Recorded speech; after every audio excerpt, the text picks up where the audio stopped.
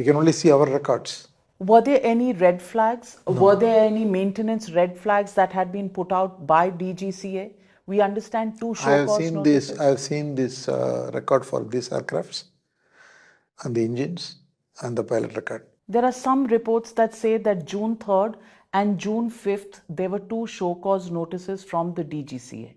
There are two questions that are being speculated on. There are only 2% of air crashes worldwide where the crash happens in the ascending period of the aircraft. Only 2%. And this AI-171 was one of those flights where, while taking off, the crash happened.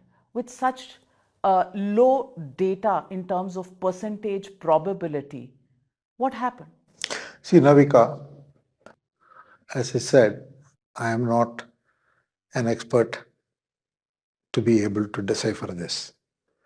The Dreamliners are suddenly the bad boys in the fleet.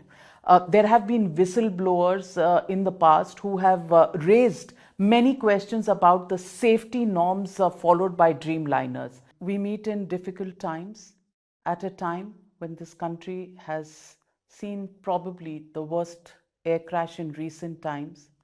At a time we can still hear probably the cries of help that may have gone out at that time. I want to ask you, Mr. Chandrasekaran, you said this was the most difficult time that you and your company have faced. Where were you when you first got the information? On June 12th, on that day, I was in Bombay in my office. I was in an internal meeting when I first heard the news. It was quite shocking and something that is incomprehensible that suddenly you heard. And it took me a few seconds to gather myself. And then immediately I rushed to the airport to fly to Ahmedabad. And you're dealing with it, people are calling you at the same time because people want to know more. People think that I would know more, but I was actually like anyone else. So that's what happened. Did you initially hope that there would be some survivors, or did you from the word go know that it was a bad crash? No, I was like everyone else was hoping that people will survive. You were praying like everyone else. God, what is happening? And somehow you hoped that people will survive because you have not seen the site. You are only hearing stories. So I was only hoping that damage will be there, but that people will survive, or how many will survive. These were thoughts that were going through my mind. You must have read these stories too. There was the Joshi family. The father was settled in London, in UK, was coming back to pick up the wife and their 3 children. Those pictures have been there across social media, across various media, and the entire family was wiped out. Then there is the case of, there was Arjun Manubhai Patolia, who came to just give his wife's ashes away. She had died earlier. He'd left his 2 daughters, 8 and 12, back in London only to do the last rites of his wife. And now his children are orphaned. What would you say to them today, these people? I think it is the most horrific story that you can ever hear. It is such a heart-wrenching situation. It's very, very difficult to console anyone who has lost a mother, a father, a husband, a wife, a son. It is very, very difficult to console. Whatever you may say, it cannot be sufficient enough to console them from this loss.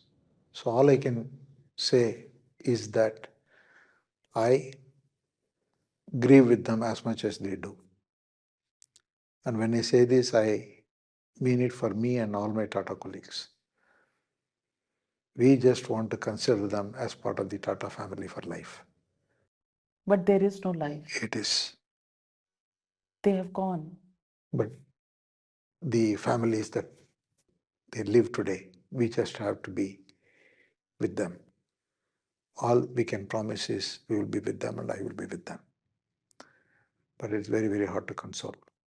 How would you be with them? Uh, in what Helping way? them in every which way, now and in the future.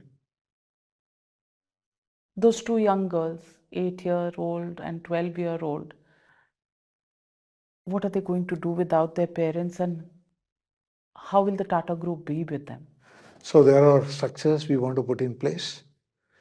One of the things that we have been thinking is to create a, say, for example, a AI-171 trust, and then which will be available to them to look after. But there are many things, it's only not the financial need. There may be other needs.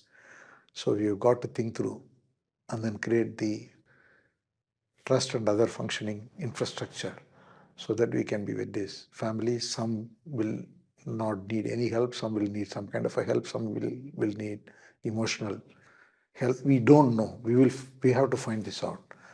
But the point is, it could happen to any one of us. Mr. Chandrasekhar, on the first day, there was a statement where you said you need a transparent investigation into what happened.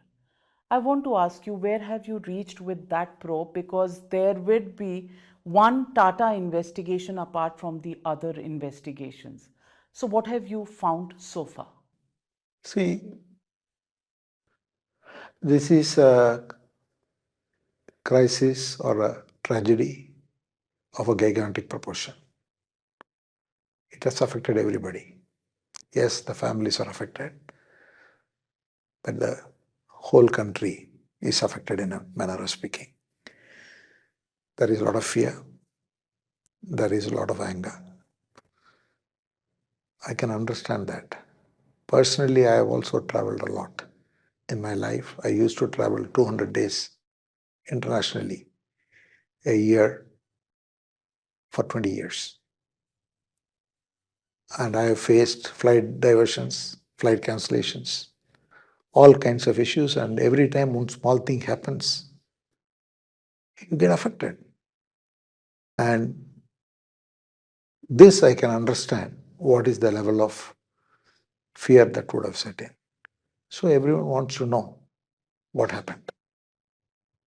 And I can tell you, I also want to know the same. Unless or otherwise we know what happened, there is no hope to fix it so that it doesn't happen again.